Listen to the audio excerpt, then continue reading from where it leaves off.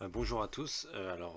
Aujourd'hui, je vais vous parler d'un sujet tout seul. Je suis tout seul et je vais vous parler du deuil.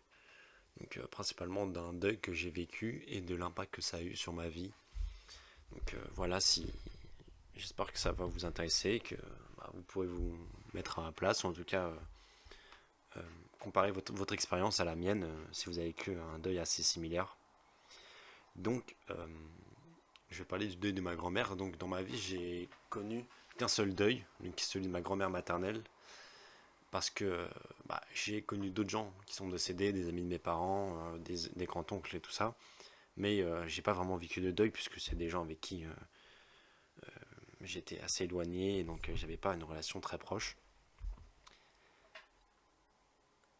Pour le coup, j'ai pas vécu de deuil à travers leur décès à eux, mais quand ça arrive à ma grand-mère, c'est un peu plus marquant, un peu plus choquant pour moi, pour ma vie, pour ma conception des choses, du monde, etc. Donc juste pour faire un petit contexte, voilà, pour expliquer différents trucs avant de raconter le deuil en question. Donc voilà, moi je suis très famille, je trouve que c'est hyper important la famille. J'ai un truc un peu de reconnaissance, comme quand, en fait, à mes yeux, j'ai passé tellement de temps avec eux. Donc c'est arrivé il y a 2 ans, quand j'avais 19 ans. Voilà, là j'ai 21 ans aujourd'hui. Et, euh, et donc j'ai un truc où ils sont tellement importants pour moi. Quand je dis ma famille, c'est mes grands-parents, mes parents, mes frères, etc. Je me vois mal. Je sais pas, j'ai partagé trop de trucs avec eux, ils m'ont trop apporté dans la vie.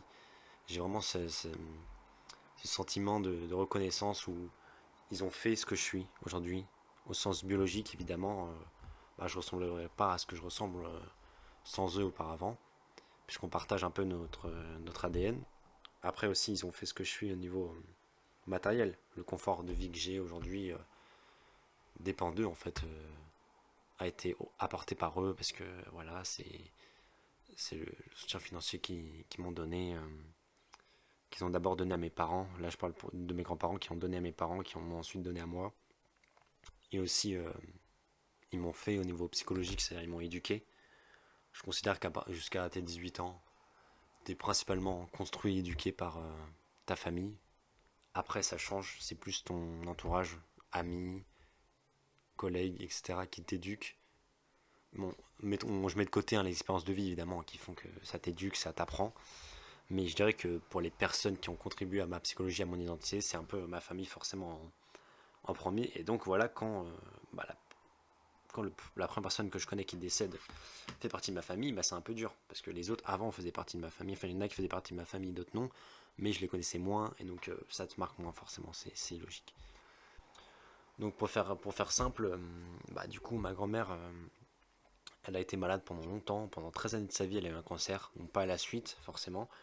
Mais du coup, elle est décédée de ça, d'un cancer du poumon, après une aggravation de, de l'état de son cancer. Donc au début, c'était simplement des traitements, après c'était des passages à l'hôpital, et ensuite, l'aggravation, elle en avait marre d'être à l'hôpital, donc elle a demandé à se faire hospitaliser chez elle. Donc elle avait un lit d'hôpital à la maison, et donc il y a très fréquemment des infirmiers ou des infirmières qui venaient s'occuper d'elle. Et ensuite, ça a été assistance respiratoire parce que c'était un cancer du poumon. Donc du coup, un de ces deux poumons fonctionnait presque plus, voire plus du tout. Donc assistance respiratoire, donc elle était tout le temps sous, vous savez, le câble qui te passe dans le nez, qui t'aide un peu à vivre. Et ensuite, c'était la fatigue, c'était difficulté à marcher, difficulté vraiment à marcher pour juste 10 mètres. Comme ça, c'est très fatigant, c'était très épuisant pour elle, donc elle pouvait plus vraiment sortir.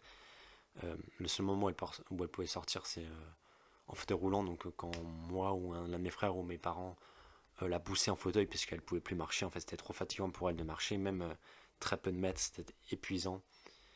Et donc d'ailleurs, juste, voilà, je vais faire des petites parenthèses, mais juste vis-à-vis de ça, du coup, pour vous expliquer que j'ai un peu... bah, dire c'est pas un choc, ça n'a pas été un accident, c'était vraiment une mort au bout d'un long combat contre le cancer. D'ailleurs, même ses médecins disaient que c'était fou qu'elle soit encore en vie à cette époque et que Elle était très solide face à la maladie et que c'est vraiment, même il lui disait que c'était un peu un cas un peu, pas surnaturel, mais un peu spectaculaire parce que bah, la majorité des patients dans le même cas qu'elle étaient décédés bien avant. Donc voilà, elle a été très résistante, mais au final, bon, voilà, ça s'aggrave, et puis la maladie l'emporte. Ça a un peu changé un peu mon avis sur, rapidement, une petite parenthèse sur l'euthanasie, puisque bah, quand tu vois quelqu'un, quand tu accompagnes quelqu'un vraiment, et que tu la vois souffrir de plus en plus à cause d'une maladie, tu commences à te poser des questions, à te dire est-ce qu'il ne faudrait pas accélérer le processus. Bon, c'était pas possible autrement, mais disons que tu te poses un peu la question. Parce que tu te dis à quoi bon encore attendre, sachant que la personne elle-même se dit parce que ma grand-mère à la fin forcément elle souffrait beaucoup, donc elle se disait elle était un peu pas, je sais pas si c'est une forme d'impatience qui est intéressant à utiliser comme mot, mais de toute façon elle avait disons cette fatalité et elle savait qu'au bout du chemin bah il y avait le décès et qu'elle se disait bon bah autant que j'y aille le plus tôt possible que souffrir encore inutilement pour rien.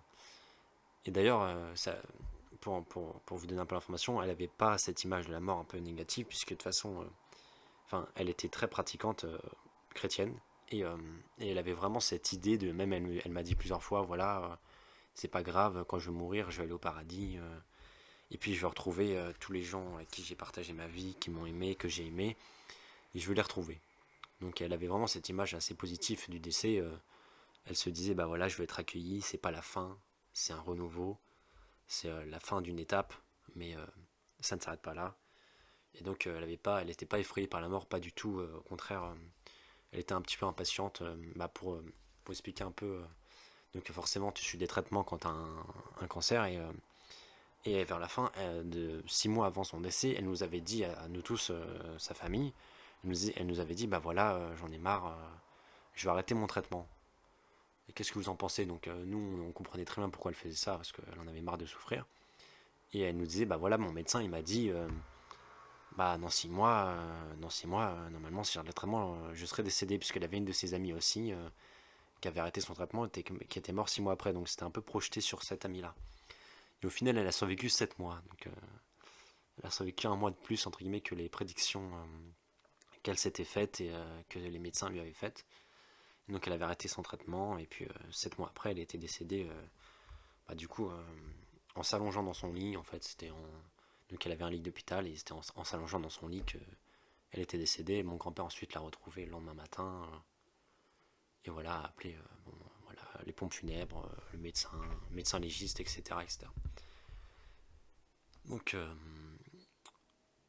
bah, pour parler de moi, bah, je le savais qu'elle allait décéder forcément, puisque c'est un peu, surtout, c'est ma grand-mère, donc elle est censée mourir avant moi.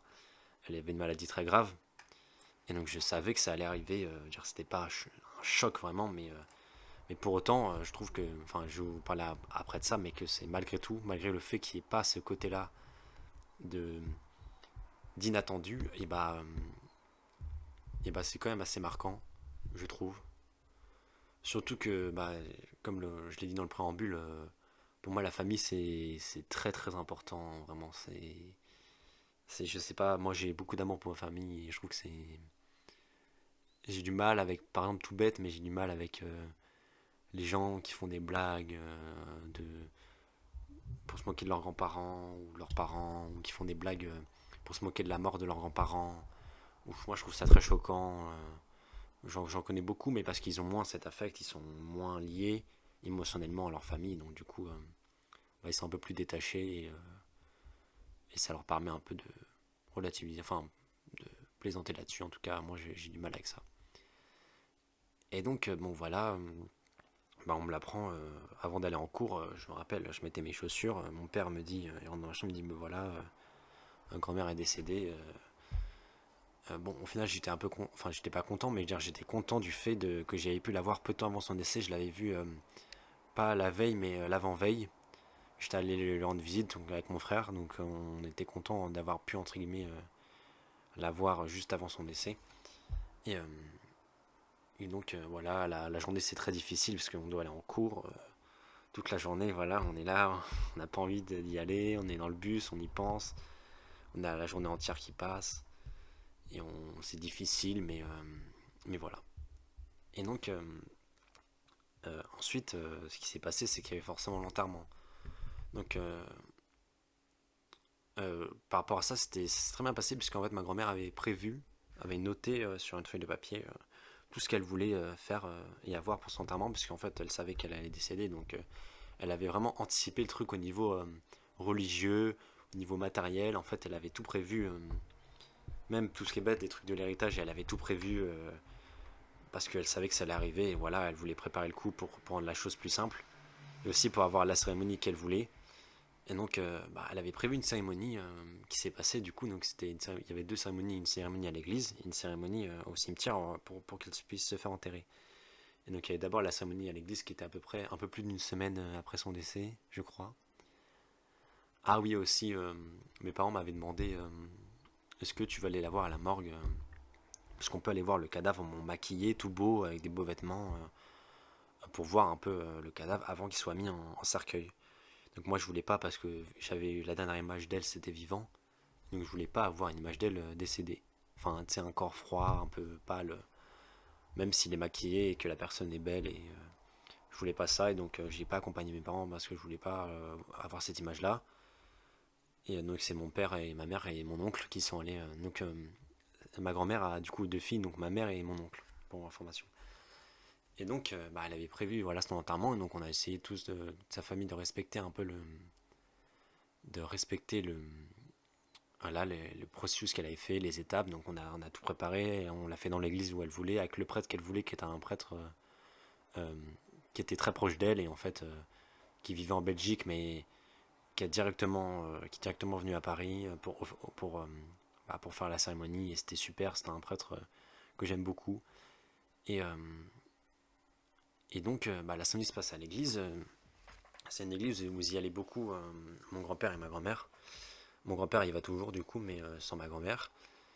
Et, ah oui, juste pour petite anecdote, en fait, du coup, ma grand-mère était très fatiguée, comme je te dis, elle était en fauteuil roulant, parce que soit elle était allongée, soit quand elle voulait sortir de son lit et aller ailleurs, il fallait qu'elle soit sur un fauteuil. Donc il y a eu un petit truc psychologique où en fait mon grand-père ça a tellement choqué, parce que forcément, plus de 50 ans de mariage, de vie commune, en plus, ils en parlaient l'un et l'autre comme un coup de foudre, vraiment c'était un peu l'amour traditionnel des personnes âgées, où vraiment ils tombent amoureux, ils se marient, ils vivent plus de 50 ans ensemble, en mariage. Donc c'est vraiment une grande histoire d'amour, et donc ça l'a vraiment très choqué, mon grand-père forcément, parce qu'il a fini veuf. Il a eu un truc psychologique où maintenant il avait besoin d'un fauteuil roulant, juste après. Bon, au final, plus du tout maintenant, mais parce que c'était vraiment psychologique, ça l'a abattu physiquement, et donc il pouvait plus marcher, quoi. Et donc, entre guillemets, il a pris sa place, c'est assez curieux. Et donc, bon, plus maintenant ça va beaucoup mieux, enfin ça va mieux en tout cas, parce qu'il a accepté, ça fait 2 ans qu'elle est décédée, donc on a tous un peu accepté la chose. Donc voilà, l'enterrement se passe et on a respecté donc du coup tout ce qu'il fallait. Elle avait préparé les textes qu'elle allait être lus. En fait, c'était une peintre pendant sa retraite, donc elle avait aussi prévu les tableaux qu'elle voulait qu'ils soient placés, des tableaux qui lui touchaient à cœur, la photo notamment de mon grand-père et de ma grand-mère ensemble. Elle avait aussi préparé une certaine liste d'invités. Elle voulait que des gens soient là. Et puis évidemment, ma mère et mon père ont rajouté du monde où il n'avait pas pensé, parce qu'il avait aussi laissé un peu un champ libre pour, euh, pour inviter toutes les personnes proches d'elle qui voulaient venir. Donc par rapport à ça, j'ai un peu une sorte de... Parce que la cérémonie du coup était très belle, je trouve ça très beau, très émouvant. Et j'ai un peu une sorte de reconnaissance, je sais pas comment l'expliquer, mais pour les gens qui étaient là. Parce que je sais qu'il y en a qui étaient malades aussi eux-mêmes et qui ont fait l'effort. Et donc ça, je trouve ça très touchant. Qui avaient aussi des maladies, des cancers et qui sont venus. Aussi des gens qui tout simplement ont pris des jours de congé, qui ont fait l'effort d'organiser leur semaine pour venir, et avec soit des fleurs, ou alors ma grand-mère elle avait demandé aussi pour éviter qu'il y ait trop de fleurs et après on soit obligé de les jeter. Euh, voilà, elle avait dit bah si à ma mère, si tu as une autre idée. Et puis en fait il y a une amie de ma mère qui est venue et qui était malade d'un cancer. Donc elle a dit bah tiens, un cancer du sein. Et ma grand-mère a eu 2 fois un cancer du sein dans sa vie. Et donc elle s'est dit bah tiens, donner une association pour le cancer du sein. Et donc ça aussi, je trouvais ça très bien, parce qu'il y a beaucoup de gens qui ont donné du coup, pas mal de gens qui étaient présents, qui ont donné des sous pour une association pour le cancer du sein, enfin contre le cancer du sein, on s'est compris. Et donc ça, je trouvais ça que c'était une très bonne idée, parce que les fleurs, après, il y en a trop, et on sait plus quoi en faire, même si on avait déjà beaucoup. Et voilà, donc la semaine était très belle. Moi, j'ai lu un petit texte. Du coup, j'ai essayé de participer, même si c'était assez dur. Il y a un petit texte avec mes frères qui a raconté, en fait, c'était Seigneur, c'était plusieurs phrases comme ça. C'était Seigneur, nous te prions, par exemple. Moi, je crois que c'était quelque chose sur oui, Seigneur, nous te prions pour les gens qui meurent de faim dans le monde. Enfin, c'était des phrases un peu comme ça, entre guillemets, pour envoyer une prière à certaines causes et enjeux. Et donc, la cérémonie est très belle. Et aussi un moment qui m'a marqué, deux moments qui m'ont marqué. Donc là, ça m'a marqué aussi parce que je trouve ça très émouvant. Et aussi physiquement, parce que je me rappelle quand il y a le service du pompe funèbre qui sont arrivés, donc vraiment avec la cérémonie en tenant le cercueil comme on l'entend tous dans notre esprit, vraiment en tenant le cercueil, voilà, avec la musique qui arrive dans l'église et tout. Et ça m'a vraiment. J'ai eu vraiment une sensation de le cœur qui se. Pas qui se brise forcément, mais tu sais, qui se serre et t'as le souffle coupé et t'as du mal à respirer. Et j'ai jamais vécu ça dans ma vie, cette sensation d'avoir vraiment le cœur qui se compresse, quoi. Et tu sais, tu peux plus bouger, t'es physiquement choqué, quoi. Et donc voilà, et donc ça, c'était à l'arrivée du cercueil dans l'église, le long du couloir de la nef, et avec la musique, etc., pour la déposer ensuite près de l'autel. Donc cérémonie très belle, le prêtre était très fort, enfin je le connaissais déjà mais il était très fort. Et aussi il y a plusieurs personnes qui se sont... Il y a mon oncle en fait qui chante, qui officie les messes, donc qui chante, qui avait essayé de chanter mais lui était très ému forcément parce que c'était sa propre mère pour qui on célébrait.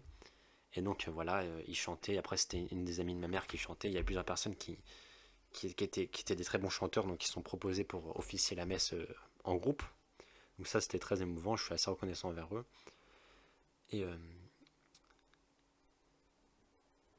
Et, ah oui, et aussi, voilà, ce que je voulais dire par rapport, pour finir avec ça, avec ce moment, c'était, ouais, alors, je vais essayer d'être vite, d'être rapide, c'était pour essayer, voilà, en fait, elle avait fait une lettre, une lettre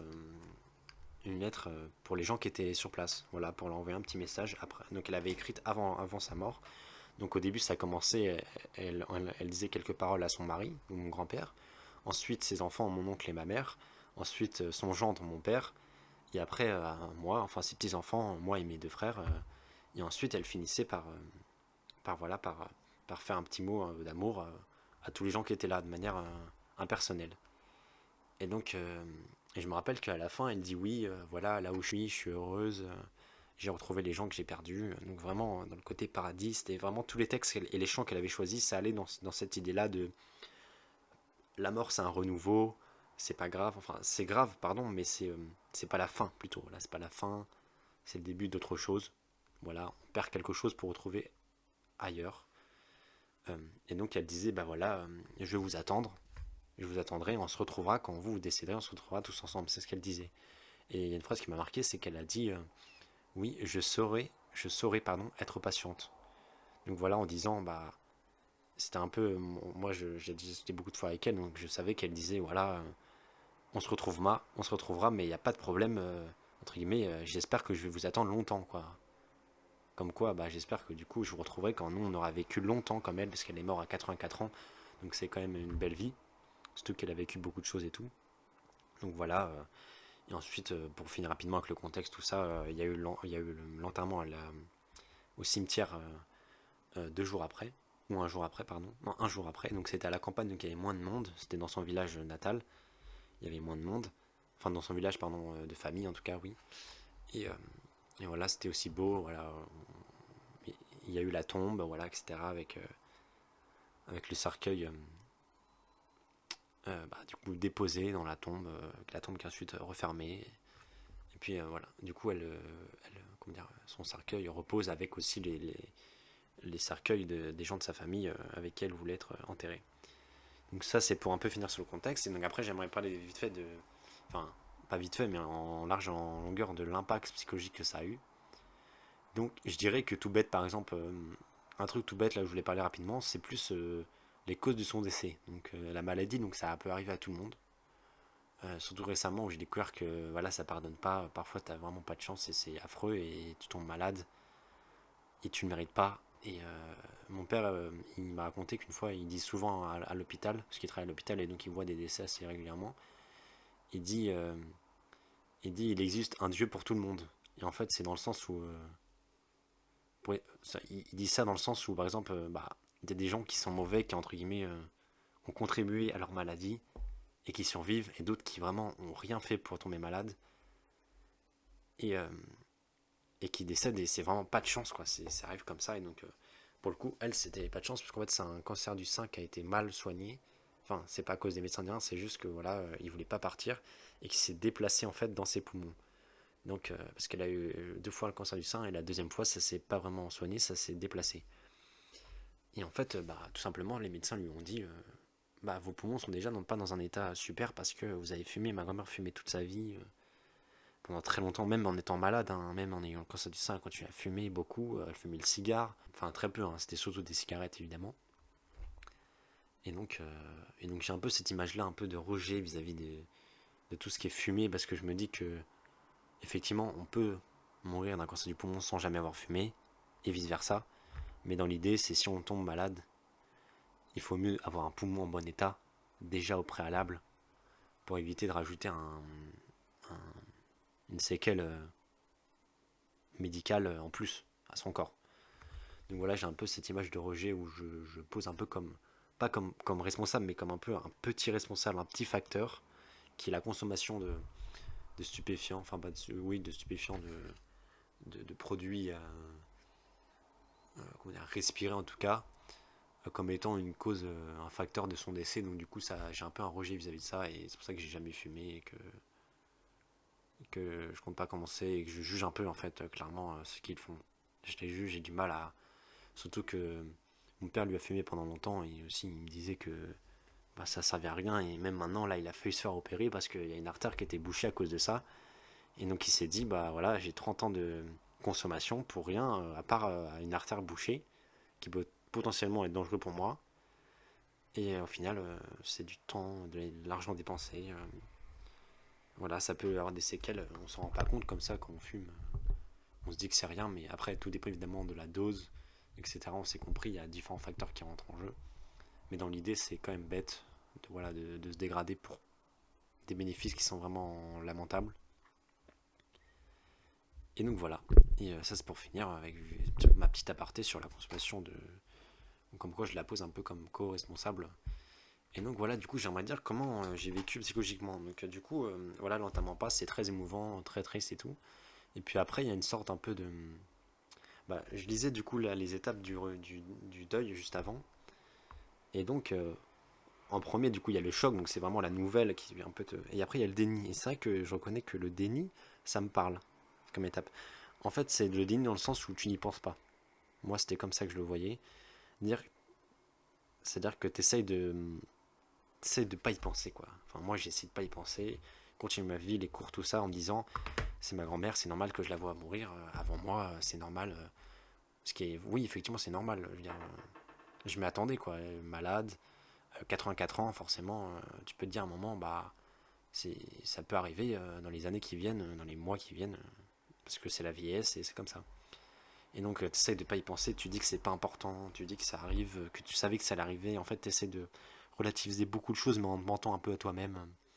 D'ailleurs, j'aimerais faire une petite aparté aussi, parce qu'en fait, j'étais avec quelqu'un avant qui a perdu sa grand-mère en relation, je veux dire, qui a perdu sa grand-mère en peu de temps après que moi j'ai perdu la mienne.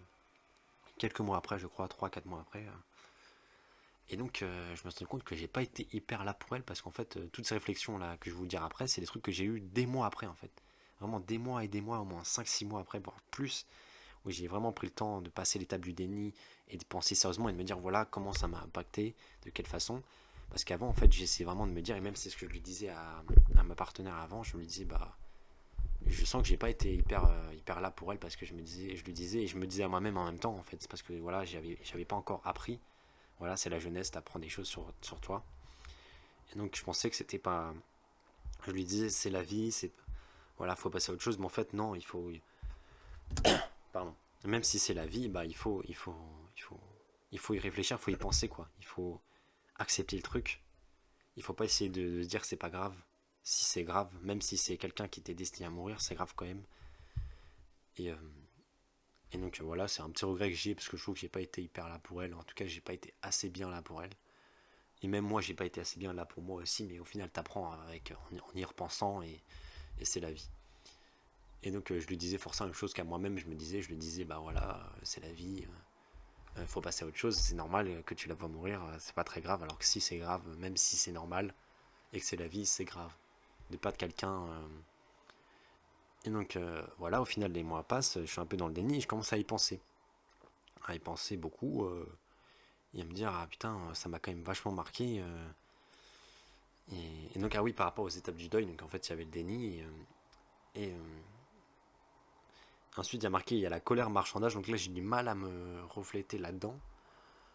Puisque je ne comprends pas trop ce que ça veut dire, pour être honnête. La colère et le marchandage, pardon. En fait, j'étais pas vraiment en colère. J'étais pas en colère parce que je me disais que vraiment, voilà, je me disais que c'était la vie en fait. Donc, j'ai pas eu l'impression d'avoir été en colère, marchandage. Peut-être dans le sens où je me disais, bah, c'était. J'essayais de me dire, oui, c'est normal. Peut-être en fait, le marchandage, peut-être je le vois comme essayer de se donner des trucs pour se rassurer, alors que c'est pas la peine et que ça marche pas.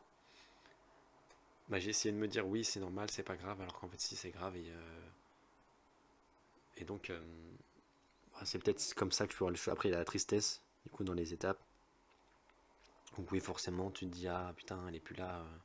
Parce que oui, là je vais m'arrêter là-dessus. Parce qu'en fait, le 2, du coup, j'ai découvert ça. Et en fait, c'est dur. Je trouve ça hyper dur de se dire, ça y est, c'est fini. En fait, c'est. Surtout que c'est un peu imposé. Je sais pas si vous allez voir ce que je veux dire, mais c'est imposé. C'est-à-dire que c'est demain, là, on te dit, à toi, on te dit, tiens, il y a cette personne que t'aimes tellement, et bah c'est fini, tu ne pourras plus jamais la voir.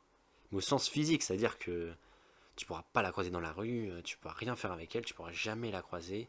C'est fini, elle n'existe plus en fait, elle n'existe plus dans ta vie. Elle n'existe plus. Après, effectivement, je considère aussi que les personnes continuent à exister du moment qu'on pense à elles, qu'on a des souvenirs en commun, ça veut dire que là j'ai toujours des souvenirs, j'ai beaucoup de moments passés avec elle qui restent en moi, mais en dehors de moi, il n'y a pas de.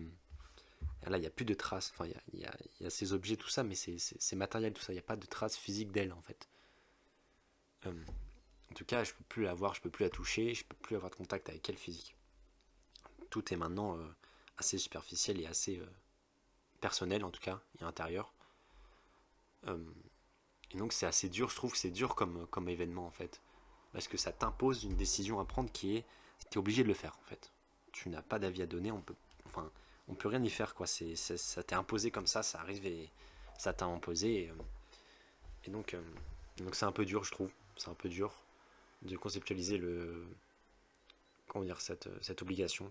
Parce que toi, du coup, tu dis, bah, pourquoi est-ce que la vie m'impose ça? Pourquoi moi j'avais encore envie de la voir? J'avais encore envie de passer du temps et c'est fini, voilà, c'est comme ça.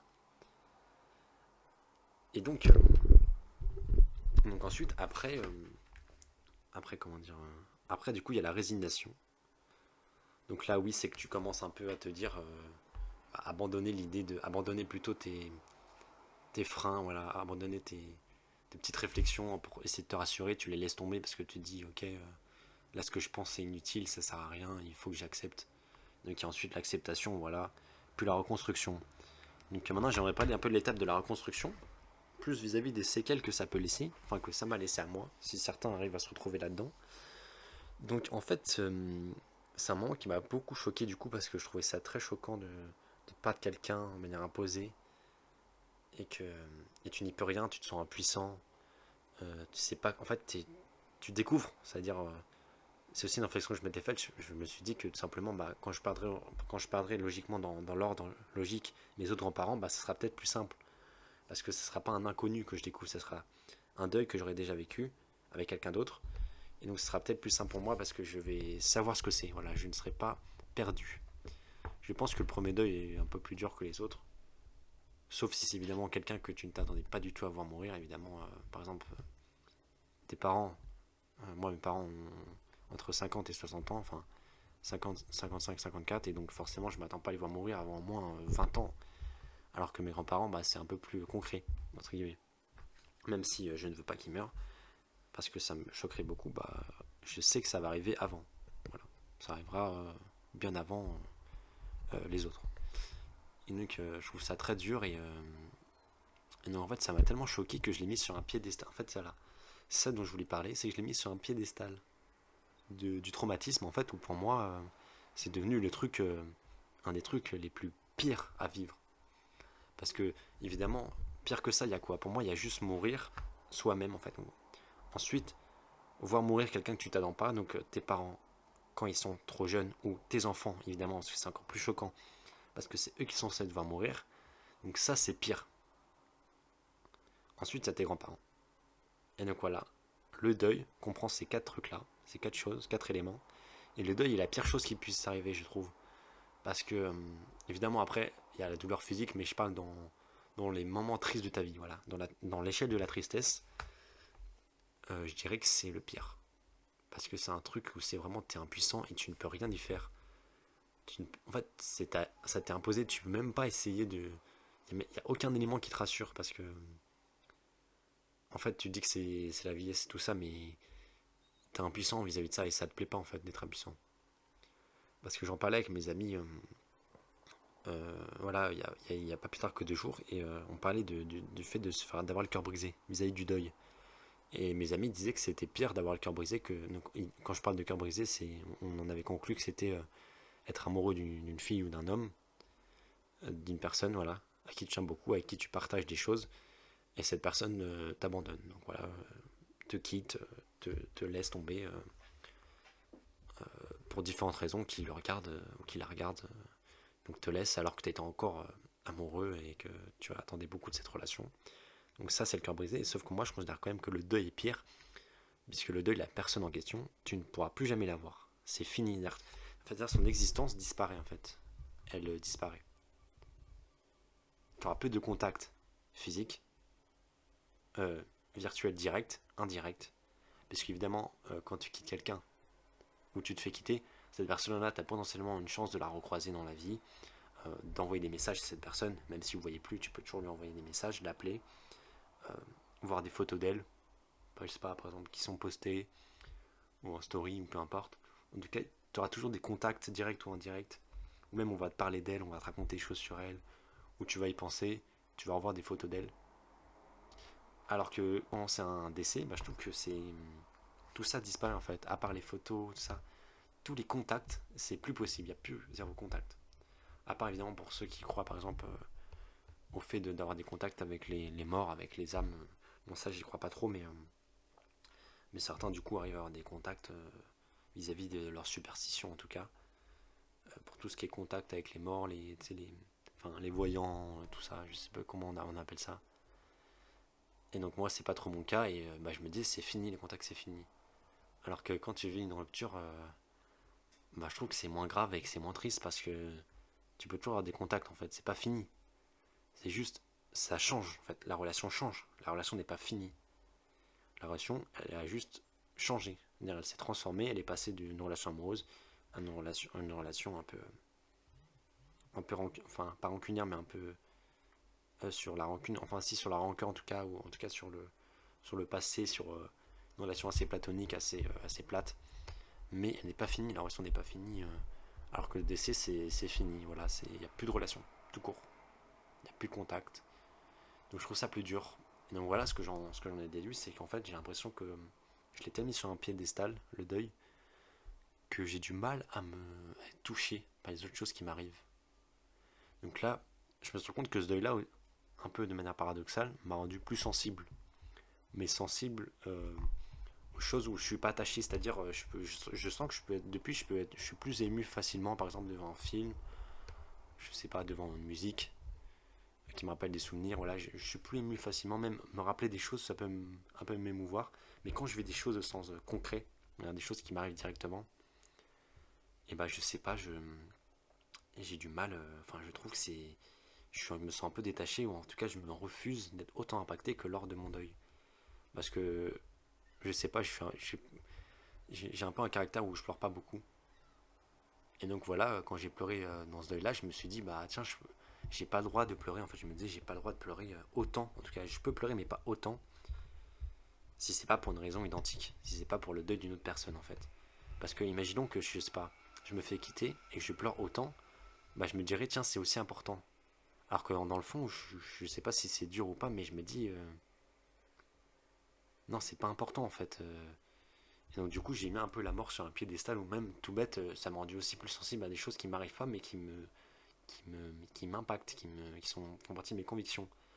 Je sais pas tout bête, mais le fait de savoir, de voir par exemple ce qui se passe à Gaza, je sais que ça me touche parce que je me dis, il y en a, ils sont là, leur objectif de vie c'est esquiver la mort en fait, c'est esquiver les bombes, esquiver la mort, essayer de survivre, et nous on est là, on se lève tous les matins, je suis en bonne santé, euh, du coup je relativise beaucoup en fait, ça m'a rendu assez relativiste, je sais pas si ça se dit, mais je relativise beaucoup et je me dis, voilà, enfin, je peux pas me plaindre, je veux dire, ça a aucun sens de me plaindre, je trouve que ça n'a pas de sens de se plaindre, puisque en fait je me sens reconnaissant davantage envers la vie. Je me dis ma vie est bien en fait. Il y en a, ils peuvent se plaindre. Et là c'est aussi, je suis assez dur envers les gens qui sont sensibles aussi, j'ai remarqué, en tout cas sensibles pour des choses moins graves, que je considère moins graves. Je sais pas, par exemple, tout bête, un exemple tout bête, mais c'est même du mépris, je dirais, en fait, là je vais être honnête, c'est même du mépris, où je me dis, mais ces gens n'ont pas le droit en fait, ils peuvent pas être comme ça, c'est pas normal d'être comme ça. Tout bête, je sais pas, je donne un exemple assez futile.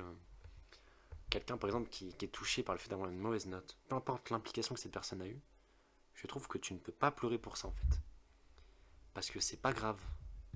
Et oui aussi, voilà, j'aimerais expliquer rapidement ma vision des choses, c'est que je mets les éléments dans deux cases. Les choses importantes, les choses graves, ou les deux ensemble, ou aucun des deux ensemble, ou un seul des deux. Donc tout bête, un exemple, je sais pas, je parlais de la rupture et du deuil, donc le deuil, perdre quelqu'un à qui tu es vraiment amoureux, amoureux au sens pas sentimental, amoureux au sens où tu as de l'amour pour elle. Donc par exemple ta grand-mère, tu as de l'amour pour elle normalement.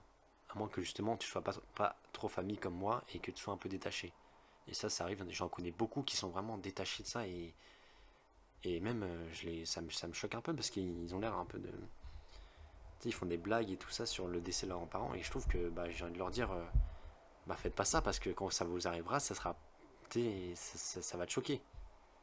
Et il y en a que ça choque pas. Et c'est comme ça, ils sont moins famille, ça arrive. Et, et donc je te dis voilà, et donc par exemple une rupture, bah c'est important. C'est important, mais c'est pas grave. Dans le sens où quand je dis grave, c'est que ça implique des enjeux dramatiques. Par exemple, je sais pas, se faire quitter c'est important. Avoir un cancer, c'est grave et important. Quand je dis important, c'est des choses qui, comment dire, dont tu es obligé de te soucier. Dont tu dois te soucier parce que c'est comme ça va impacter ta vie. Mais qui sont pas graves, c'est-à-dire que ça n'a pas d'enjeu dramatique, c'est-à-dire que ça va pas détruire ta vie, ça va juste la modifier légèrement, mais sans détruire tout ce que tu as. Un cancer, tu peux décéder, par exemple, d'un cancer. Donc là, ta vie dépend de ça en fait. Dépend de ça, c'est dramatique. Donc c'est grave et important. Une rupture, c'est important. Un deuil, c'est grave et important, forcément, parce que tu perds quelqu'un définitivement.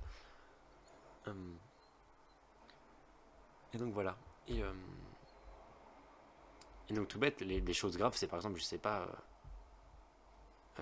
contribuer, par exemple, je sais pas, tout bête, s'en foutre de ce qui se passe à Gaza. Je veux un peu parler de politique, s'en foutre de ce qui se passe à Gaza, c'est juste grave en fait. Parce que c'est pas important pour ta vie, parce que toi, entre guillemets, tu, tu ne risques pas ce que eux vivent, ce que eux risquent. Quand je dis eux, c'est les gens qui subissent ce conflit. Hein. Donc, moi par exemple, si je m'en fous là de ce qui se passe à Gaza, bah, ma vie ne va pas changer. J'irai à la même fac que d'habitude, je sortirai, je vais au même endroit, mes parents seront les mêmes, voilà, j'aurai la même vie que d'habitude, les mêmes amis. Cependant, c'est grave, parce que ce qui se passe, c'est important, mais c'est... enfin, non, c'est pas important pour toi, mais c'est dramatique. Ça implique des problématiques qui sont liées quand même à la famine, à la mort. Bon, génocide, ça, c'est un terme qui est un peu tendu, mais en tout cas, on s'est compris, voilà, à des crimes de guerre. Donc c'est quand même hyper grave, et aussi hyper important dans le sens où important pour eux, mais pas important pour toi. Et voilà, et du coup j'ai du mal, en fait, je dirais que, pour être tout à fait honnête, je méprise un peu vraiment ceux qui sont touchés pour des choses futiles en fait. Même un exemple tout bête, j'ai du mal à croire qu'on puisse être autant touché, même si moi-même, j'avoue que parfois je suis content, tout bête, suivre un sport que tu suis, voilà, un combattant que tu suis. Par exemple, dans un sport de combat ou même le foot, pardon, l'exemple du foot, tu suis une équipe, notamment, je sais pas, le PSG quand ils ont gagné la Ligue des Champions, bah, j'en ai vu qui étaient vraiment très touchés et je me disais, en fait, vraiment ému et qui pleurait. Et je me disais, mais là c'est dans le sens positif, du coup. Mais je me disais, en fait, c'est pas normal que tu sois aussi heureux pour ça. C'est un truc qui ne te concerne pas, en fait. Je sais pas, c'est peut-être un peu je suis gris ou je sais pas, mais voilà, c'est mes convictions. Je trouve que tu peux pas être touché autant par des choses qui sont pas importantes pour toi ou ni graves. Une équipe de foot gagne un trophée, c'est pas important en fait pour toi, ta vie va pas changer. Tu connais même pas ces gens en fait, tu les connais pas, tu les connais même pas. Tu penses les connaître, tu les connais pas. Toi, ça n'a, enfin, je veux dire, c'est t'essayes en fait de trouver un semblant de bonheur avec leur réussite, mais je veux dire, ta vie ne va pas changer en fait. Il faut que toi t'essayes d'être.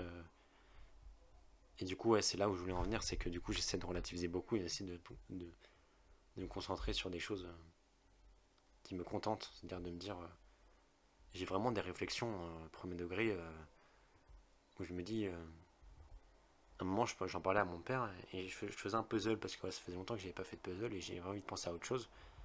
Il me vidait un peu l'esprit. Voilà, les activités manuelles comme ça, tu penses à rien, tu ouvres la boîte et voilà, tu te lances et puis ça dure des heures et tu vois pas le temps passer. Et puis là, j'avais mis les infos à la télé parce que j'étais dans mon salon et ça parlait de ce qui se passe justement à Gaza. Et je me disais,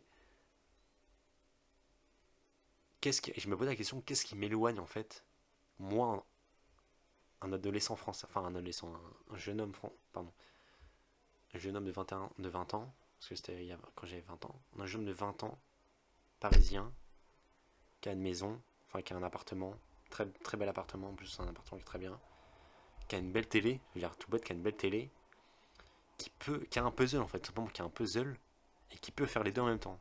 C'est-à-dire, qu'est-ce qui m'éloigne en fait d'un jeune de mon âge à Gaza. Et je me disais, mais c'est fou en fait. Et je me disais, mais comment je peux être triste en fait. Comment je peux être malheureux. Je veux dire, c'est pas possible d'être malheureux. Parce que ma vie, c'est quoi en fait. Je suis très bien, j'ai aucun problème.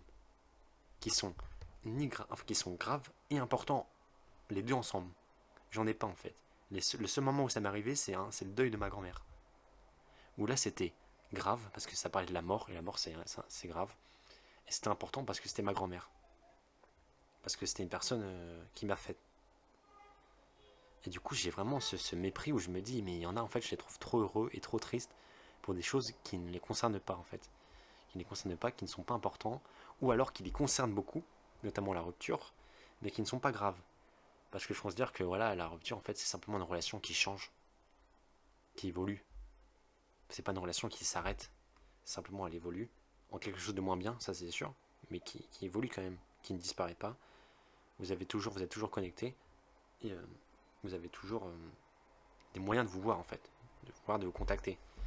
Et donc j'ai vraiment ce truc de, j'ai l'impression que vraiment ça m'a fait relativiser sur beaucoup de choses dans la vie et du coup d'un côté ça m'a rendu plus heureux parce que je me disais mais quelle chance j'ai d'être ce que je suis quoi, dans le sens où j'ai un confort, j'ai vécu des choses que certaines personnes ne vivraient jamais dans leur vie, mais même des trucs tout bêtes. Hein. Je me disais, je sais pas, un truc tout bête.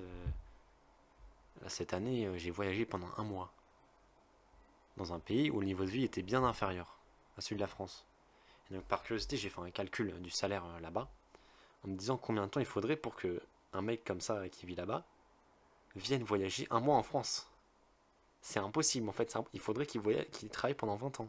Genre c'est impossible. Un mois, genre en France, à Paris, impossible. Donc je me dis, je me plains alors que j'ai un confort de fou, j'ai une vie de fou, mais qui est même pas folle en fait, finalement, comparé à beaucoup de gens. Mais qui est simplement folle comparé à beaucoup de monde dans le monde, qui vivent dans des pays plus compliqués, où la vie n'est moins facile et moins facile. qu'ici. Et donc c'est pour ça que j'ai beaucoup de mal avec certaines personnes qui ont un niveau de confort et qui se plaignent, qui se rendent pas compte de la chance qu'ils ont. Tout bête, je sais pas. Moi, du coup, ça me fait rendre compte que bah là, il fallait que je vois plus mes grands-parents parce que tu sais, quand on perd 1 sur 4, bah tu te dis putain, les 3 autres, il faut que je les vois plus alors que. Et parfois, je me dis, je les vois pas assez, et donc je me mets à la place des gens qui font pas l'effort de voir leurs grands-parents du tout. Bah, je me dis, c'est dur parce que quand ils partiront, bah tu te diras, ah, tiens, mais j'étais préoccupé par des choses qui n'étaient pas importantes finalement, alors qu'il y a des choses importantes, voilà. Les gens ils sont pas là pour toujours, il faut essayer d'en profiter. Et je dis pas que c'est facile, hein. C'est difficile pour tout le monde, hein, même pour moi. Mais simplement, c'est des choses qui sont importantes et il faut y penser. Et donc, voilà, c'est là où je voulais en venir, c'est que ça m'a rendu plus heureux. Parce que je suis plus reconnaissant et du coup, j'ai aussi du mal à perdre mon temps pour des choses un peu futiles où je me dis que je suis de moins en moins là-dedans, où je me dis qu'il faut penser à soi en fait. Parce qu'on ne sait pas ce qui peut arriver, il y a des choses importantes et graves qui peuvent arriver sans aucune raison et, euh, et voilà, ça peut bouleverser ta vie et la changer à jamais. Et, et si t'as pas profité de celle-ci suffisamment, en tout cas, tu peux avoir des regrets, donc c'est dommage. Après, c'est inévitable aussi hein, d'avoir des regrets, forcément qu'il y a des choses qu'on n'a pas faites, qu'on a mal faites, dont on va regretter à vie. Mais je dirais que c'est quand même le deuil, c'est quand même quelque chose de très important et que ça, voilà, en fait, pour conclure, ça a un peu développé une sorte de mépris pour toutes les autres formes de sensibilité que je trouvais pas justifiées. Néanmoins, il y a beaucoup de choses que je trouve justifiées. Par exemple, les hypersensibles, je comprends parfaitement, enfin pas parfaitement parce que je suis pas comme ça, mais je m'essaie de me mettre à leur place et de comprendre ce qu'ils traversent et tout. Mais je dirais que pour juste les gens en général, pas forcément, je mélange un peu hypersensibles, les gens qui ont des sensibilités diverses et variées. Parfois, j'ai du mal quand même. Je trouve qu'ils sont trop heureux ou trop malheureux pour des choses qui, où ils devraient pas, quoi. Enfin, je veux dire, soit pour des choses où ils y sont pour rien, ils ont rien fait pour ça, ou des choses qui sont pas importantes ni graves. C'est-à-dire si c'est ni l'un ni l'autre, je vois pas pourquoi on s'embêterait. Je sais pas, tout bête. C'est aussi un peu comme ça, beaucoup de gens pensent, mais redoubler par exemple. Moi, j'ai jamais redoublé, euh, mais je me dis, bah tiens, si je redoublerais un jour, bah ça serait ni grave, ni important.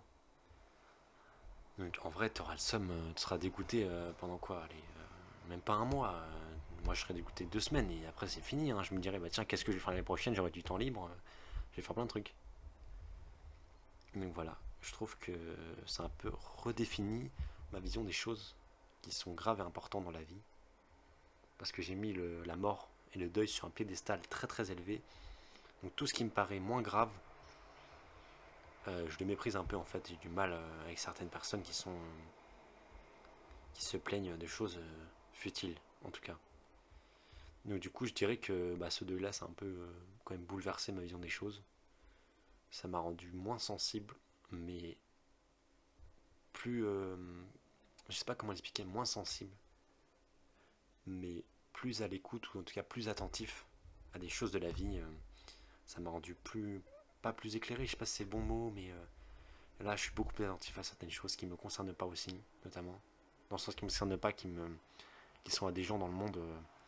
Voilà, je suis plus touché par des choses qui me touchaient pas avant, la guerre, tout ce qui se passe et tout. Je trouve que c'est important quand même d'y penser et de se mettre à la place des gens qui ont une vie moins bonne que la tienne et de te dire bah en fait je me plains mais ces personnes s'ils avaient les mêmes problèmes que moi ils seraient contents en fait ils seraient contents, ils se diraient ah, tiens j'ai des problèmes de merde, c'est super d'avoir en fait c'est super d'avoir des problèmes de merde, des trucs nuls, parce que c'est à dire qu'on a une belle vie. Si on a des problèmes qui seraient dramatiques, là c'est à dire que notre vie serait un peu plus complexe. Et donc bon, il y a beaucoup de choses qui entrent en jeu évidemment. Tout ce que je dis n'est pas à prendre au sens d'amalgame, hein. Il y a forcément des, des exceptions à la règle, des choses qui ne rentrent pas dans mes convictions, en tout cas où je ne suis pas à 100% fiable vis-à-vis de ces propres convictions-là. Mais je dirais que de manière générale, ça m'a rendu plus dur sur les gens en général qui se laissent toucher par des choses que je ne trouve pas touchantes. mais ça m'a rendu plus sensible au monde plutôt. Voilà, c'est plus au monde, mais moins des choses qui m'arrivent. Parce que du coup, j'ai l'impression que depuis mon deuil, sachant que mon deuil, du coup, c'est fini, je le répète, des mois après, hein, toutes ces réflexions, je les ai pas eu du tout eues juste après le décès, je les ai eues vraiment peut-être, je dirais, au moins, limite un an après, en fait. Un an après, j'en suis arrivé à toutes ces conclusions sur la vie et ce changement de personnalité assez drastique. Enfin, je trouve que ça, j'ai quand même beaucoup changé, ça m'a beaucoup fait changer. Et j'en ai très peu parlé aux gens autour de moi, vraiment, même mes parents. J'en parle, je n'ai parlé à très peu de gens, tout ce que je dis là, c'est parce que je trouve que c'est personnel en fait. C'est personnel et j'ai le droit de vivre comme je veux les choses. Parce que j'ai le droit de considérer qu'il y a des choses graves et des choses qui sont pas graves, des choses importantes, des choses qui sont pas importantes. C'est mes convictions, je trouve que c'est important d'avoir des convictions dans la vie et de s'y attacher et les respecter en tout cas, d'essayer de faire tout faire pour les respecter. Et donc du coup voilà, je suis devenu indifférent à beaucoup de choses que je trouve pas importantes pour moi. Donc j'ai pas le temps de passer du temps là-dessus. Tout ça, ça me regarde plus, ça ne m'intéresse plus. Dire, je suis même limite je suis un peu méprisant parfois. Dire, ça m'énerve en fait, limite, ça m'énerve de voir des gens touchés comme ça. En tout cas, du coup, ça m'énerverait moi plutôt de me voir toucher comme ça. En fait, c'est peut-être une protection. Il y a un de mes amis qui m'a dit que c'était une façon à moi de me protéger de certaines choses qui peuvent m'arriver où je me dis justement, bah du coup, c'est pas grave, donc ça m'atteint pas. Et c'est peut-être le cas aussi, hein, forcément.